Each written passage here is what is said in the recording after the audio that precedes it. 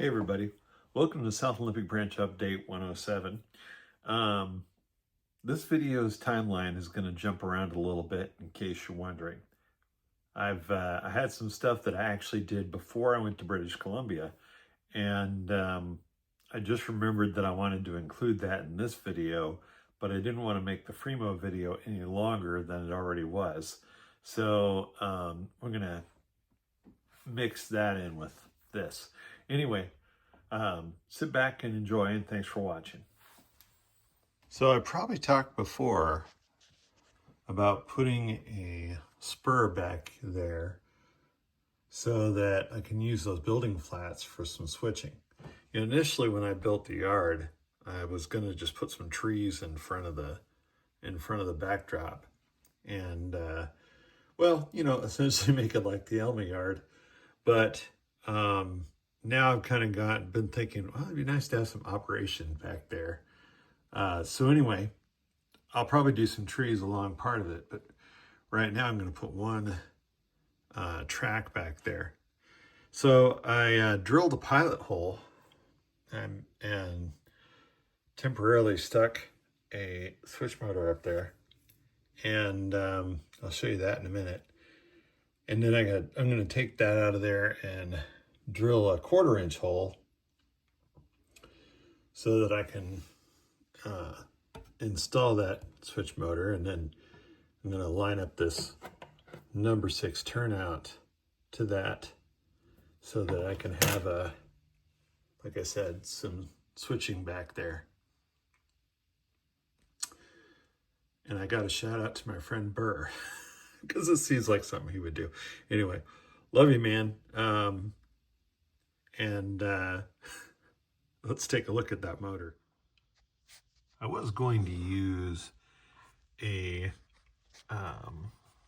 solenoid machine up here, but I found that this is an older version of the stall motor driver, and I don't think it can drive those MTB machines that I have. So rather than, and yeah, I could replace it with a newer one and do all of that, but I'm not going to. There's enough room up here to put a tortoise in place. So, and I've got plenty of tortoises, so that's what I did. And I've just been adding the additional wiring, you know, to this, like feeders and all of that jazz, and to make this all work out. These did have some old T-tats on them, and I replaced them with lever nuts. So I went ahead and got that installed, that other turnout, which I borrowed from the stock of turnouts that I made for the Aberdeen yard. So I'll have to make another turnout. But anyway, so now we've got a siding or a extra spur that goes back there. It's just one piece of track right now. I just have to decide which industries are going to go back there. But that'll be fun. I was able to make some modifications to my turnout controls setup over here. I did have 2 buttons on this right here. One that would control this turnout, and another one that would control the other one that's beyond the bridge down there. And I thought about this, and I thought, well, the only time, really, that I'm going to use this track is a diverging route around the yard. And when I do that, both of those turnouts should be thrown anyway. So I just went ahead and ran them off the same output on the stall motor driver, and then used the freed up output to control the tortoise that's back here. So that worked out really well. Just before I went to British Columbia, and I thought that I had recorded a video segment for this, but maybe I didn't. I got the Scale Trains backpackers came in, and I ordered more than one set of these. So let's take a look at those. I gotta admit the train room's a little bit of a mess right now because I've been involved in with other things. And I've been working on some projects. What am I doing? So these backpackers are made with a metal frame, and as such, they're significantly heavy, which is good. It means they ought to track well. So let me get the whole darn package out here. They put these little like plastic containers inside the container. Anyway, whoops. Oh, that was close. Anyway, let's see. Back on my... come on. There we go. I don't know. Do you guys want to watch the whole... Let's me put all 5 articulated cars on the track.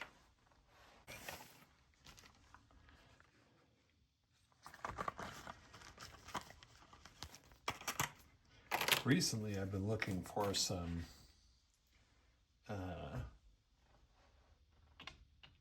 Sealand intermodal containers, backdate my fleet, and I got an offer to trade some. It sounds like one of my friends actually has some.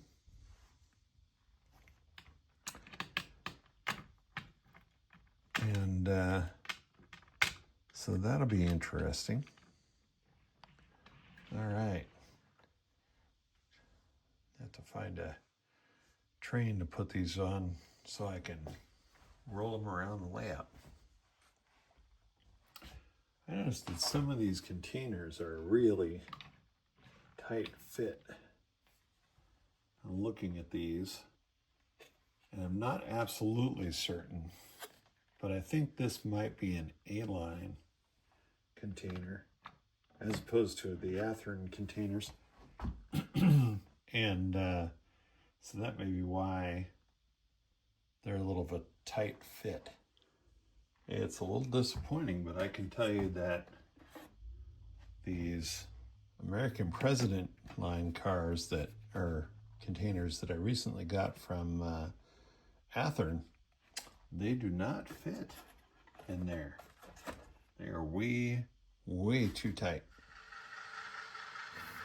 I suppose this U25B coming around the corner, BN number 5408, would have been either retired or painted, at least painted Cascade green before the backpackers came into being, but it's a pretty locomotive, right?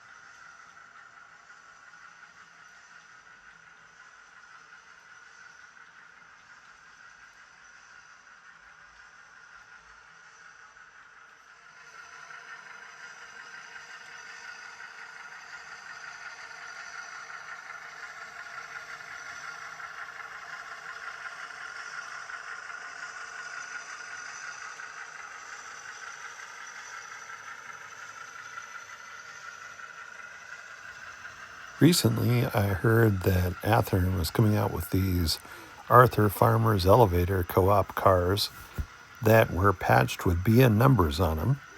And I thought, well, that's pretty cool. So I bought a 3-pack, And there they went.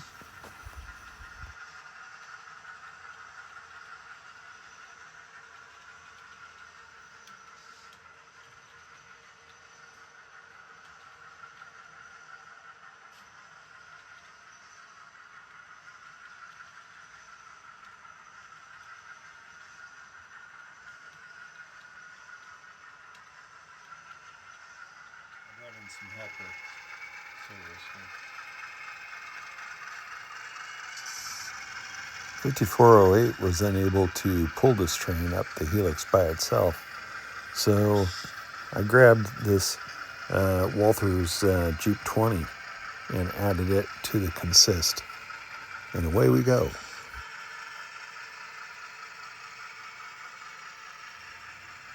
I was using the UWT 100, that's the TCS throttle. And the TCS throttle does all the consisting in the throttle itself. And it makes it really easy to like add another locomotive to a consist or subtract one, or the way that you change the things that the locomotive is doing on the fly is pretty cool.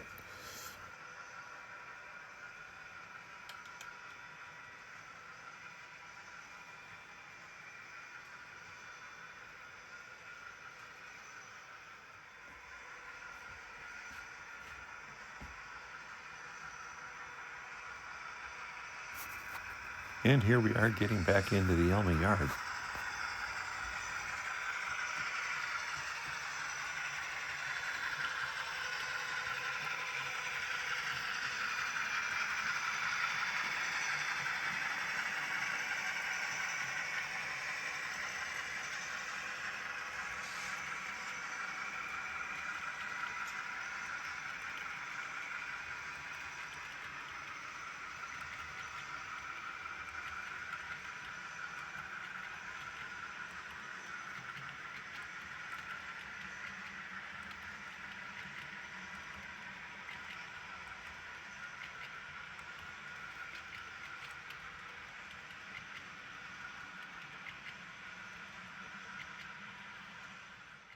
So I recently got some grain cars from Athearn that had a BN patch on them, and I'm going to take them and weather them up, and I think it'll look really cool. So I've got a masking over the BN number here in order to make it ready for that, and I'll be cutting some tape for the N numbers as well, so that I can weather the rest of the car without having the new patch, or keeping the patch looking new, of course.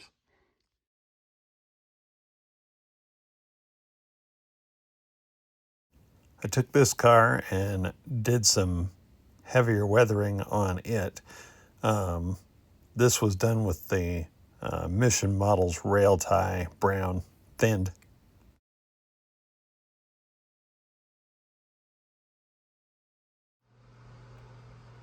Using my tweezers to remove the masking here so we can see the results. It's funny, in the video, you can hardly tell that car's weathered at all on that side. This is a little bit easier to tell, but in person, it's really obvious.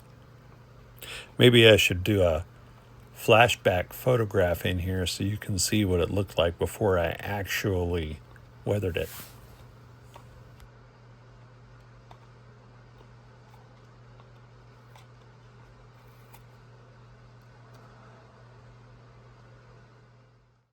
Again, here's what it looked like before I did that. Definitely makes a difference.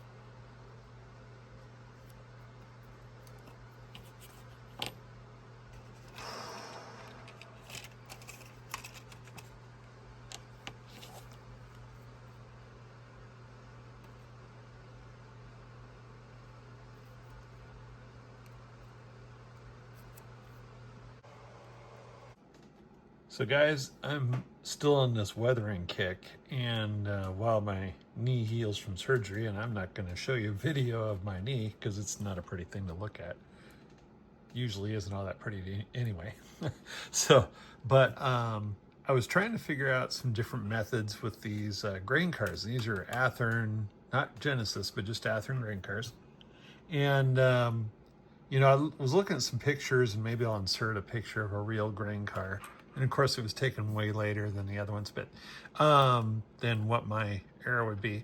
But what I determined that I would do, what I thought I might do, is try maybe getting some sandpaper and kind of wearing on the numbers. Let me zoom in on the letters here and see if you can see this, because I think in video and in pictures, some of this stuff would not really show up very well. But to the eye, the naked eye, like the way the white is wearing on the B here, I think will look very realistic when I'm done. And of course, so this is just really like a sandpaper that's probably like, 800 grit, I think. I should probably find that out and put it in the video. But anyway, look at the bigger piece of sandpaper, because I've just been cutting up little tiny pieces of the sandpaper and rubbing it on the side of the hopper with my finger. So I did these airbrushed these cars the other day. Looks pretty darn good, but I was looking at a picture which I should probably find and maybe insert in the video, or maybe I'll just put a link to it in the notes, where there was actually a picture of one of these hoppers, which I did not take, so it's not my photo. And the hopper had the ribs on it were really, really dark. And I've seen this from time to time on real hoppers, and I don't know what it is. Maybe the weathering, or maybe the dirt or whatever in the air really catches on those ribs. But I took my pan pastels and I tried the dark gray, and I ended up going with like the black one on here and just rubbing that into the ribs somewhat. I think that looks even a little bit more realistic than it did previously. So this side has only had one rib kind of done. I need to work on that some more, but I think that's going to look good too. So after a bit of sanding with this 600 grit wet or dry paper, we have some letters that are showing a significant amount of wear. And wow, in the video, I'm going to zoom in even a little bit more, because in the naked eye, it looks much more than it does when you're looking at it through the camera. But anyway, my next step, I think, is going to be to put some thinned mahogany on here, and we'll see how that looks. I'm going to do all three cars with that, and yeah, that should look pretty good. And here it is in my quote-unquote booth on the weathering stand, and not done yet, but coming along nicely. I've done airbrushing these cars with thinned Valejo mahogany, and I'm liking the results even more, but I may not be done detailing these cars. Some of the cars I've seen in person, and of course they're, like I said before, they're much newer photographs, have some dings and scratches and stuff like that. They also have graffiti, which is just not my thing. But I do like the way these are coming along so far. So here's an example. This is a picture I took out at Canasket about 5 years ago. And you can see just how dark that car is. So what I'm going for is something between what they would have looked like when they were new and what they look like now, or at least 5 years ago. I think some of these cars are probably being retired, won't be on the rails at all pretty soon. I've done some minor weathering on this car previously, and I think I'm going to do some more on that. I'm going to look up some pictures here in a few minutes. In the meantime, I think I'm going to start with using this sandpaper I've been using and working on the letters here a little bit. Okay. So I'm just taking a little piece of this and just kind of running it over the letters here, trying to distress the letters once again. You can see some of the blacks coming off there, but when I wipe it off, it really doesn't, it almost doesn't look like I did anything at all. It's kind of funny. Take a look at that. So anyway, I'm going to work on that a little bit more, thin out the letters a little bit. And then I'll prep this one for the next phase in its weathering. You can go to rrpicturearchives.com, and after you dismiss the ads about Russian brides, you can, or maybe they're just Eastern European, but anyway, after you dismiss those ads, then you can look at some of the railroad equipment on there. You can find these grain cars and look at the actual picture of these. These are the pictures on there aren't mine, so I'm not going to share them specifically, but that's, maybe I'll put this web address in the notes so you can look at it yourself later. Something I wanted to say here, and your mileage may vary, but when I'm doing regular painting, I like to use this little cup that goes on the airbrush. And the reason I want to use this is because I don't want to like load up a bottle like this with a bunch of paint that I may not use. So I feed this one, keep filling this one as I'm going along. Unless I happen to know I'm doing a really big project, and it's pretty rare for me to actually do that. When I'm weathering stuff, I like to use these bottles. I'm going to put about, probably about 3/16 of an inch of thinning solution in there, and then for whatever paint that I'm using, and then I'm going to go in and add probably about 25% more of whatever paint that I'm using, and kind of slosh it around in here, and then attach that to the airbrush. And the reason is that I'm going to create a lot more volume. I'm going to go through a lot more volume, believe it or not, just weathering something, than I am actually painting it. After the airbrush stuff had dried, I decided to try this new Valejo Was Effects weathering wash. This one happens to be brown. And I was just taking some of that and putting it along the lower sill of this car. And it's there. You can see it. Probably hard to tell the difference in the camera. I probably should flip the car around so you can see the other side. Maybe that would help. Let's see. Yeah. That versus that. It's pretty subtle, but just taking it and drawing it in with this little brush right here. A little more there. That's probably all I'm going to need. So I decided to try some Hunterline weathering mix, some dark brown on this car. And just going to put it on there and see how it looks. I'm noticing that it's following the sill line pretty good, all by itself.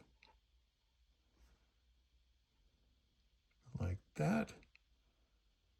Might be pretty cool. We'll have to see how it looks when it dries. I also did a couple of ribs right here in the center. It's hard to tell in the video, but to the naked eye, it looks pretty darn good. And I'm just taking a micro brush and going down here. And some of the real ones have this kind of thing where the ribs, I think I've said that before, they stick out. And they're darker than the rest of the car. So for the most part, it kind of looks like the Hunter line disappeared on this Frisco car. But I can tell in the naked eye that it's there a little bit. And I think that because I've tried using this on plastic before and it did nothing. But I think the airbrushing of the original paint on this is what actually enabled the other washes to stick. So I'll have to keep that in mind going forward, because looking at this car specifically, I really like the way that turned out. I think it looks great. The other Frisco car got some of the same treatment. That looks pretty good too. I'm pretty happy with this run of cars. I've got a lot more grainers to work on. More airbrushing with the really, really thinned Mission models. Mostly rail tie brown, but some RAF dark earth mixed in there as well. I haven't done the wheels and the couplers and the springs on these yet. But there's the paint. Now it's only down, I would say it's probably like 20% thinner and or 80% thinner and 20% paint. And then the dark earth is only about 15%, actually no, 25% of that paint. So I think it came out pretty good so far. These were given a little lighter treatment, but the lettering and numbers were sanded over a little bit.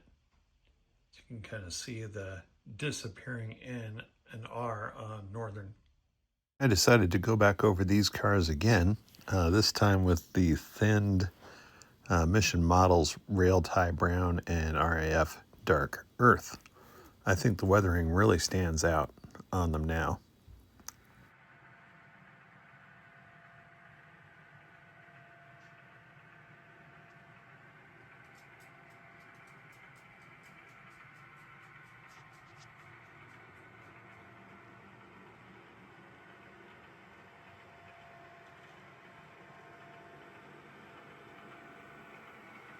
I decided it was time to pull this string of hoppers around the layout. For this task, I got out a couple of my Jeep 15-1s by Athearn Genesis that I've had for years. And, well, I think I need to clean the wheels on them, as I had a couple of stalls during this time. Or maybe I need to clean the track too. These units don't have keep alives, so of course any dirty track is going to play havoc.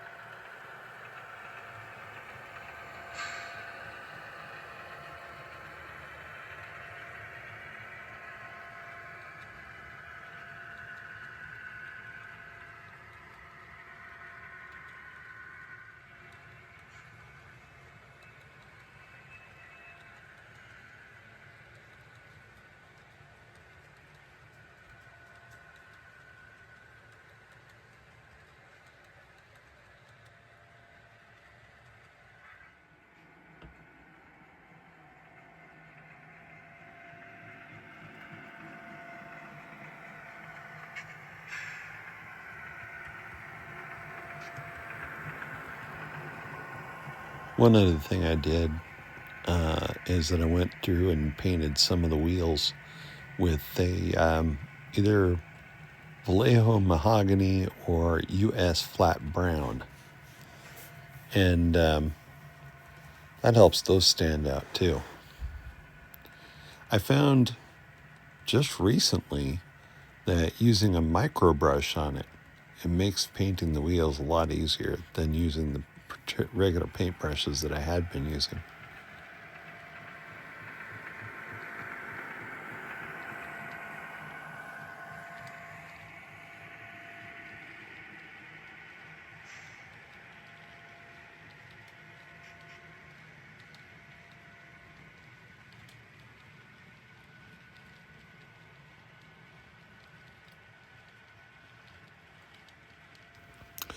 When I did the second round of weathering on the Arthur Farmer's cars, I didn't mask them. So that toned everything down just a little bit. I think the combination effect is really nice. I'm really happy with that.